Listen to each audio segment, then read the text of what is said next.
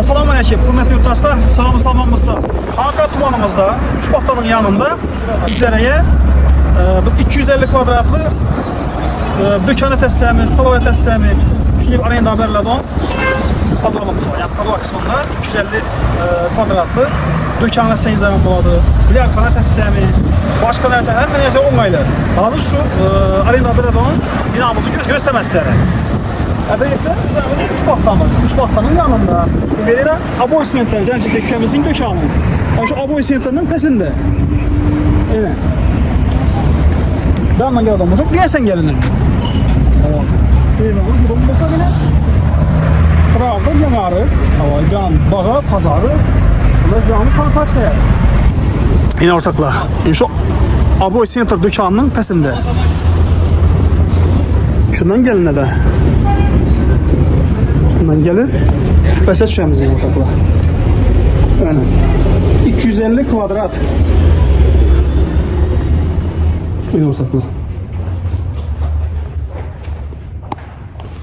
Öyle. Şu binamız derhal arayında haberledi.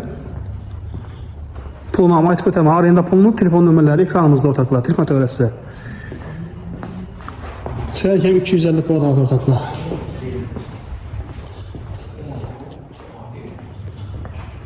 Fakat şu güven programsız katta zalından faydalanası. Magazin təsəmi, Salavat vassamı, kafemi, başkamı üzeriniz biləsə, qollar şu binamız arenda haberləri. Ekranımızda pəsində telefon rakamları, mülkiyələrini bemallah telefonlaşırsa, gəlişib, gəpləşib, arenda dursanızda boladı ortaklar. Ariyandan işçi var,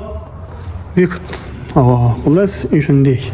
Yani bir anda, şimdi ne var? Görün ortaklar. Sonra makul buladan olsa telefonlasınlar. Az bir remont etadan cayı var, remontda klasslardan. Bunlar işte başa bərələsti. 250 kvadratlı. Şimdi bir 3,5 milyondan bərlədi ayına.